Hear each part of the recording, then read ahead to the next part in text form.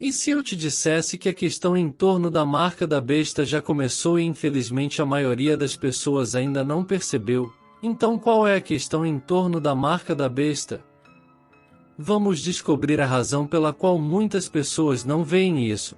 É porque a profecia ficou em segundo plano nas mentes dos crentes. É assustador ver a quantidade de cristãos que evitam o livro do Apocalipse e até mesmo a profecia.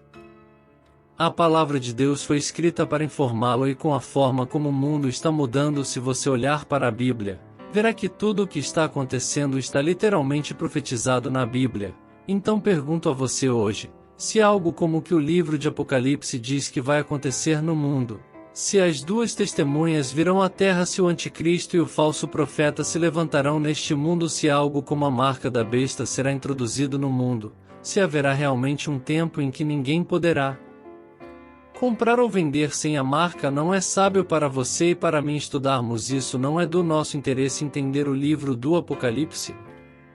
Apocalipse 13, versículo 14, 17 fala sobre a marca da besta, mas para entender a marca da besta, precisamos voltar no tempo em um ponto da eternidade. Isaías viu a queda de Satanás. Isaías 14, versículo 12, 14 Como caíste desde o céu, ó estrela da manhã, filho da alva! Como foste cortado por terra, tu que debulhavas as nações. Tu dizias no teu coração: subirei aos céus, acima das estrelas de Deus exaltarei o meu trono, e no monte da congregação me assentarei, nas extremidades do norte, subirei acima das alturas das nuvens. Serei como o Altíssimo. Deus não se mexeu de seu trono, ele apenas precisou enviar o arcanjo Miguel contra Lúcifer, e o resultado foi que Lúcifer foi derrotado e, junto com os anjos que se juntaram em sua rebelião, foram lançados fora do céu. Apocalipse 12, versículo 7, 9 Houve guerra no céu, e Miguel e os seus anjos pelejaram contra o dragão, e o dragão pelejou e os seus anjos. Mas não prevaleceram, nem mais o seu lugar se achou no céu. E foi precipitado o grande dragão, a antiga serpente, chamado Diabo e Satanás, que engana todo o mundo, foi precipitado na terra, e os seus anjos foram lançados com ele. O orgulho capturou o coração de Lúcifer, ele queria ser exaltado, queria ser adorado. Ele viu a adoração e louvor que Deus recebia e ele o queria para si. A queda de Lúcifer é a primeira parte que você precisa saber. A segunda é a tentação de Jesus, quando ele estava na terra.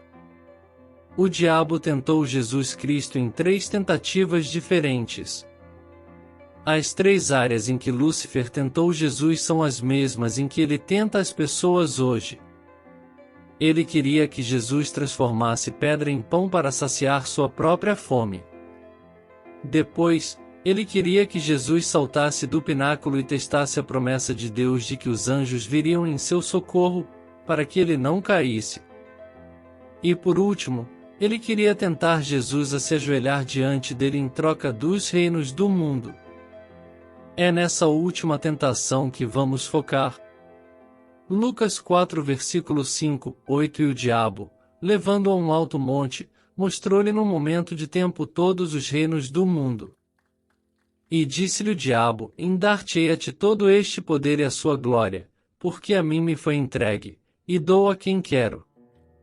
Portanto, se tu me adorares, tudo será teu. Eu te darei, se, prostrado, me adorares, tudo será teu. E Jesus, respondendo, disse-lhe: Vai-te, Satanás, porque está escrito: Ao Senhor teu Deus adorarás, e só a ele servirás. O que o diabo queria de Jesus? Ele queria que Jesus o adorasse e se ajoelhasse diante dele. E qual é a questão central do sinal da besta? É a adoração.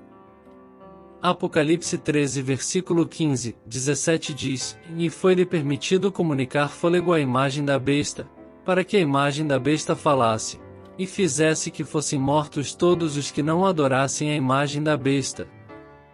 E fez que a todos, pequenos e grandes, ricos e pobres, livres e servos, lhes fosse posto um sinal na mão direita, ou na fronte, para que ninguém pudesse comprar ou vender, senão aquele que tivesse o sinal, ou nome da besta, ou o número do seu nome. Por isso digo que a questão em torno do sinal da besta já começou, porque, simplificando, a questão do sinal da besta é uma questão de adoração, e a questão da adoração começou quando Satanás quis se exaltar acima do Altíssimo. No fim dos tempos, o sinal da besta será uma marca literal que as pessoas colocarão em suas testas e mãos direitas, indicando a quem elas adoram. O sinal da besta ainda não chegou, mas a questão central, que é uma contenda de adoração, já começou. Estamos vivendo no livro de Apocalipse, e o livro de Apocalipse fala à nossa geração, chamando cada um de nós a tomar uma decisão e comprometer-se a quem iremos adorar. Na vida de cada ser humano, há um anseio de adoração. No plano de Deus, o objeto da sua adoração é uma decisão soberana que cada um deve tomar por si mesmo. Em nosso contexto como filhos de Deus, quando entregamos nossa vida a Cristo, tomamos a decisão de adorá-lo. No entanto, se as pessoas não tomarem tais decisões de entregar suas vidas a Cristo, eles acabam adorando outro objeto de adoração. Antes de expandirmos, devemos reconhecer que nosso objeto de adoração é Jesus Cristo, o Filho do Deus vivo.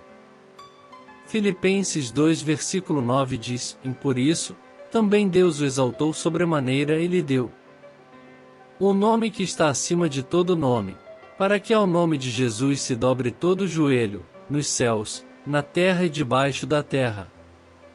O inimigo usa velhos truques que ele tentou com Jesus para apresentar os reinos deste mundo para você. Não será na mesma escala que Jesus, mas ainda será tentador.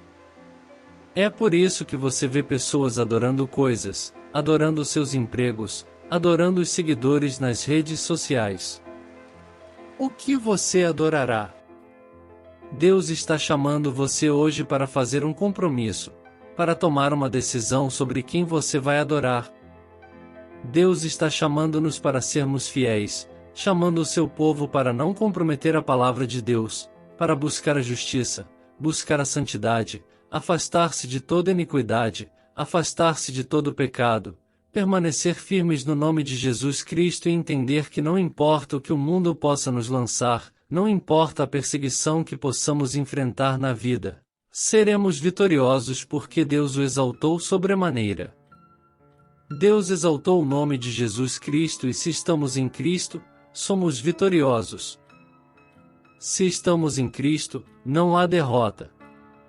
Se estamos em Cristo, a vitória é nossa através do nome de Jesus.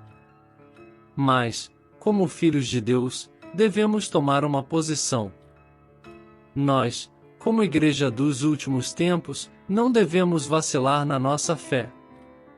Então eu convoco você, Igreja de Jesus Cristo, a se levantar e ser contada, e fazer um compromisso, assim como Josué e outros no mundo.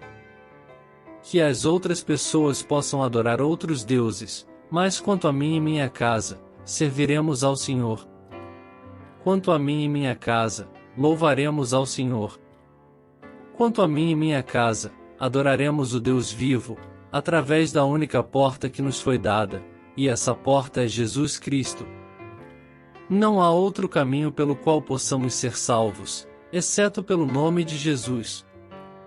Há poder nesse nome, há esperança nesse nome, há cura nesse nome. Quando você está em apuros, clame por Ele. Quando você está sozinho, chame por Ele. Todo joelho se dobrará diante do nome de Jesus. Isso deve nos ensinar que adorar a Deus é nosso ato espiritual de serviço ao Pai, e devemos fazê-lo com todo o nosso coração e força. Não é à toa que, quando o Senhor entregou a lei por meio de Moisés, o primeiro mandamento diz que não devemos ter nenhum outro Deus além de Ele, a Êxodo 23. Os outros 4 mandamentos também tratam de nossa devoção ao Pai Todo-Poderoso. Jesus Cristo ecoou isso nos dias de seu ministério terreno, a Mateus 22 versículo 37, 40. A adorar é tudo. É uma forma de valorizar e apreciar uma pessoa. É por isso que Deus busca ocupar nossos corações, e o diabo luta pelo mesmo lugar. Mas cabe a nós decidir a quem adoramos, cabe a nós decidir quem permitimos em nossos corações. Deus quer ocupar nossos corações para nos capacitar a verdadeiramente amá-lo, amar os outros e amar a nós mesmos. Isso é o que a verdadeira adoração a Deus irá realizar em nós e por nós. Mas o diabo luta por nossos corações para que haja uma manifestação de hedonismo, egoísmo e materialismo em nós, tudo o que leva à vaidade. Todos nós precisamos escolher Deus todos os dias, permitindo que seu Espírito Santo permeie nosso ser. A besta, cujo objetivo é promover os interesses do diabo, compelirá todos a receberem uma marca pela qual serão identificados com a besta. Isso não será opcional, pois muitos que se recusarem a aceitar a marca da besta não poderão comprar nem vender. A questão central é a adoração. As duas bestas desejam que toda a humanidade se concentre nelas, para que possam se tornar o objeto de adoração. As bestas querem impedir que todos adorem o único e verdadeiro Deus. As pessoas estarão diante da opção de ter que escolher a quem servir, seja a Deus ou ao diabo. Nesse ponto, ninguém pode fingir estar servindo a Deus. Enquanto ele ou ela não está ciente, você tem que escolher entre duas opções que claramente revelarão sua posição. É tudo sobre adoração, esse é o tema central. É surpreendente que no próximo capítulo, após a revelação das duas bestas, João viu 3 anjos que foram enviados por Deus para evangelizar o Evangelho eterno.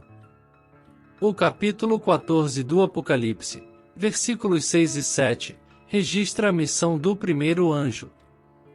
Então, vi outro anjo voando pelo meio do céu, tendo o Evangelho eterno para pregar aos que habitam na terra, a toda nação, tribo, língua e povo, dizendo com grande voz: temei a Deus e dai-lhe glória, pois é chegada a hora do seu juízo, e adorai aquele que fez o céu, e a terra, e o mar, e as fontes das águas. O primeiro anjo trouxe o Evangelho eterno, não apenas para um grupo de pessoas, mas para todos os habitantes da terra. Note que o primeiro anjo proclamou que os habitantes da terra devem temer a Deus e adorá-lo.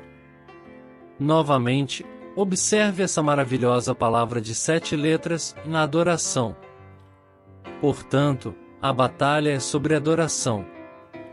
As bestas querem se tornar o objeto de adoração e, para alcançar isso, elas incentivarão a marca da besta. O anjo também advertiu os habitantes da terra sobre o julgamento de Deus, pedindo-lhes que temam a Deus e direcionem sua adoração a Ele. Esta é a razão pela qual os crentes devem tomar sua posição e recusar direcionar sua adoração a ninguém além de Deus. A mensagem do terceiro anjo também é semelhante à do primeiro anjo. O Apocalipse, capítulo 14, versículos 9 e 10, a relaciona da seguinte forma: e seguiu-os o terceiro anjo, dizendo com grande voz: se alguém adorar a besta, e a sua imagem, e receber o sinal na sua testa, ou na sua mão, também o tal beberá do vinho da ira de Deus, que se deitou, não misturado, no cálice da sua ira, e será atormentado com fogo e enxofre diante dos santos anjos e diante do Cordeiro. O terceiro anjo reitera que qualquer um que adorar a besta sofrerá a ira de Deus. Deus enviou 2 anjos de 3 para declarar que somente ele é digno de ser louvado. Portanto, a questão de quem adorar é séria. A batalha de quem adorar antecede a criação do mundo. Tudo começou no céu antes da existência da humanidade. O diabo sempre tentou usurpar a adoração que deveria ser direcionada a Deus para si mesmo. Lembre-se de que o diabo pediu a Jesus que se ajoelhasse e o adorasse, com a promessa de dar a ele todas as glórias deste mundo, mas Jesus silenciou-o com a palavra de Deus.